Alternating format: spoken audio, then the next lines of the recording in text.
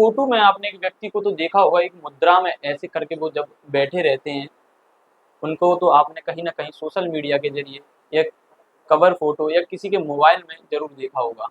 वो व्यक्ति कौन है और भारत में बौद्ध धर्म कैसे आया, इसकी उत्पत्ति कैसी आई और डॉक्टर भीमराव अम्बेडकर ने इस धर्म को क्यों अपनाया? पूरी कहानी जानते हैं, जब तक बने रहें हमारे साथ द नेशनल फ़ोल्डर। मैं आशीष आपका साथी। तो शुरुआती दौर से जब कहानी शुरू करते हैं तो हम आपको बताते हैं, लगभग 2600 साल ईसा पूर्व में नेपाल के लुम्बिनी नामक स्थान पर भगवान बौद्ध का जन्म हुआ। भगवान बौद्ध शुरुआती भगवान नहीं थे, शुरुआती बौद्ध नहीं थे। उनका नाम, बचपन का नाम सिद्धार्थ था। जब वो 2600 साल पहले पैदा हुए तो एक भविष्यवाणी हुई संतों के द्वारा कि अगर ये व्यक्ति या तो महान सम्राट बनेगा या तो फिर महान संत। तो उनके पिता शुद्धोधन, जो शाक्य थे, शुद्धोधन शाक्य के मन में आया कि मेरा बेटा महान शासक ही बनना चाहिए, मेरी तरह एक महान शासक योद्धा ही बनना चाहिए। तो उनने उसके लिए एक संत से पूछा कि इसका उपाय क्या है कि मेरा लड़का महान शासक ही बने। तो जब संतों ने बताया कि ऐसी कोई भी चीज़, ऐसी कोई भी वस्तु या ऐसा कोई भी कार्य जो इनके मन में सोचने का काम चालू कर दे या जिज्ञासा जगा दे, ऐसा कोई भी कार्य आपको इनके सामने ऐसा नहीं करना है। शुद्धोधन ने अपने लड़के को लगभग 30 वर्ष की आयु तक अपने महल में ही रखा, मगर अंदर का संत जागा और सिद्धार्थ की इच्छा बाहर घूमने की हुई। अपने साथी के साथ जब वो बाहर निकले तो उन्हें 4 चीज़ें दिखी। पहली, एक उड़ती हुई डोली, दूसरा एक बूढ़ा व्यक्ति, तीसरा एक रोगी व्यक्ति, और जो चीज़ उनको नहीं दिखनी थी वो चीज़ उनको आखिरकार दिख गई, एक सैया पे लेटा हुआ व्यक्ति।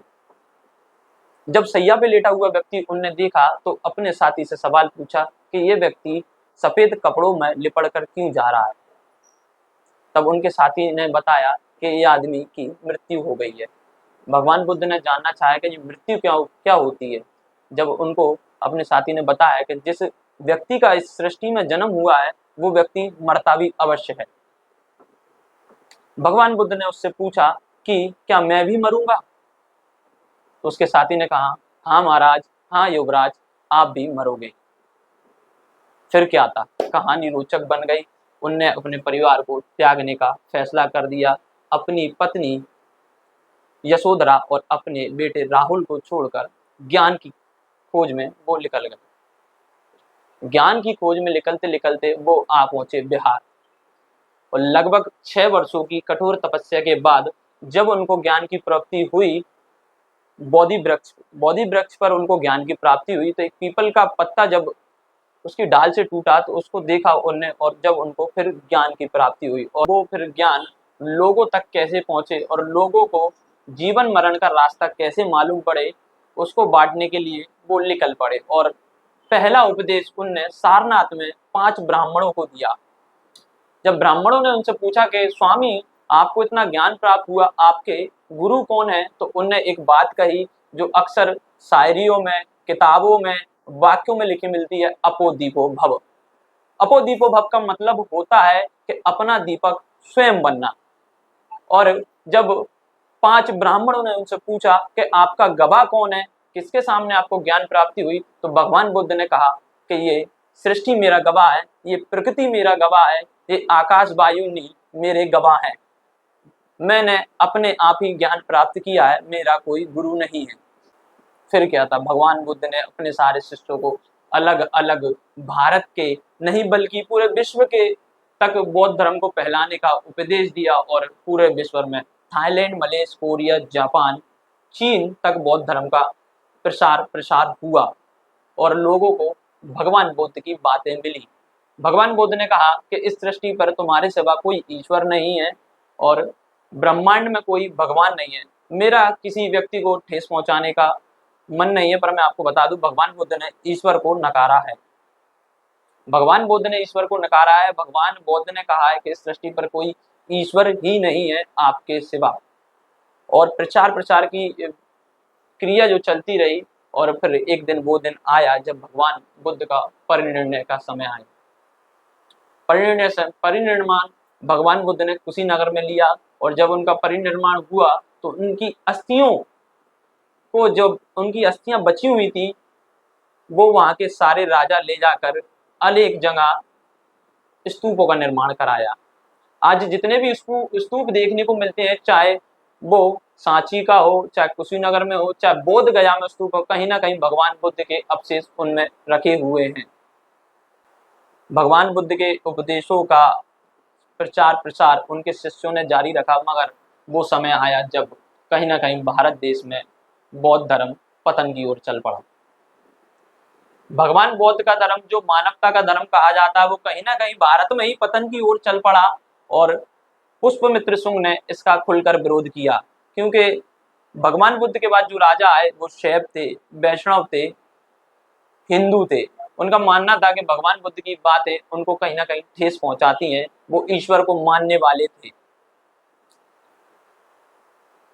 ज्ञान खोजा जा सकता है, ज्ञान को कभी मिटाया नहीं जा सकता। वो समय भी आया जब बौद्ध धर्म भारत में फिर से उभरने लगा। 1891 में भारत में एक ऐसे व्यक्ति ने जन्म लिया जो पैदा तो हिंदू हुआ था, पर उनने कह दिया था कि मैं हिंदू पैदा हुआ हूं पर मरूंगा हिंदू नहीं। हाँ, हम उसी व्यक्ति की बात कर रहे हैं जिसने भारत का संविधान लिखा, उसी व्यक्ति के बात कर रहे हैं जिसको भारत रत्न कहा जाता है, उसी व्यक्ति की बात कर रहे हैं जिसको नॉलेज ऑफ सिंबल कहा जाता है। हम बात कर रहे हैं डॉक्टर भीमराव अंबेडकर की। 1891 में उनका जन्म हुआ 14 अप्रैल के दिन ही। वो छोटी जाति से बिलोंग करते थे। उनके पिताजी फौज में एक सूबेदार थे, इसलिए उनको वहां के अंग्रेजों द्वारा पढ़ने की अनुमति मिली, और जब वो पढ़ाई करने जाते थे तो ये कहानी आपने सुनी होती कि भीमराव अंबेडकर क्लास के बाहर बैठे कर पढ़ा करते थे। वो समय भी था छुआछूत का दौर का, कि जब उनको मटके से पानी नहीं पीने दिया जाता था, पर उस दौर में भी उनने अपनी पढ़ाई को जारी रखा और अपनी स्कूली शिक्षा प्राप्त की। और यही नहीं, भारत में ही बल्कि विदेश भी पढ़ने गए। कोलंबिया यूनिवर्सिटी से उनने डिग्री प्राप्त करी, लौटकर भारत आए, और जिस राजा ने उनको स्कॉलरशिप के माध्यम से विदेश भेजा था, उसी राजा के यहाँ उनने नौकरी की, सचिव की। पर उनको नौकरी तो मिल गई सचिव की, उनको पद भी मिल गया, सम्मान भी मिल गया, पर एक चीज उनके दिल से दिमाग से नहीं गई कि मैं आज सरकारी अफसर तो बन गया हूं, मैं एक राजा के यहाँ एक बड़ा सचिव तो बन गया हूं, पर जो मेरी जाति के लोग हैं वो आज भी वही कमर में झाड़ू और मटका लगाकर घूम रहे हैं। मैं उनका इतिहास, उनकी जिंदगी कैसे बदलूंगा। यही सोचकर उनने नौकरी से इस्तीफा दे दिया और अपनी समाज की दुर्दशा बदलने के लिए चल पड़े।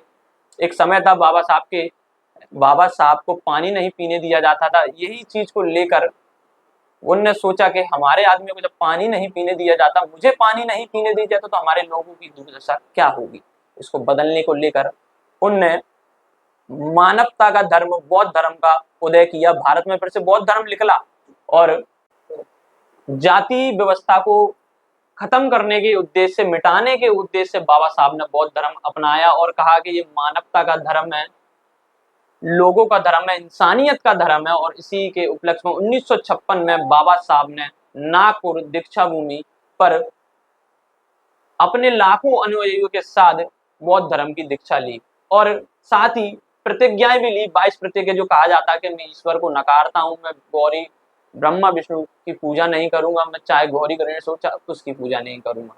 और साथियों, आपको बता दें, इन चर्चाओं का विषय है वही 68 साल बाद 2024 में वही दीक्षा भूमि नागपुर में एक बार फिर से दीक्षा समारोह होने जा रहा है, जिसमें लाखों लोग, नए अनुयायी बौद्ध धर्म की दीक्षा ग्रहण करेंगे।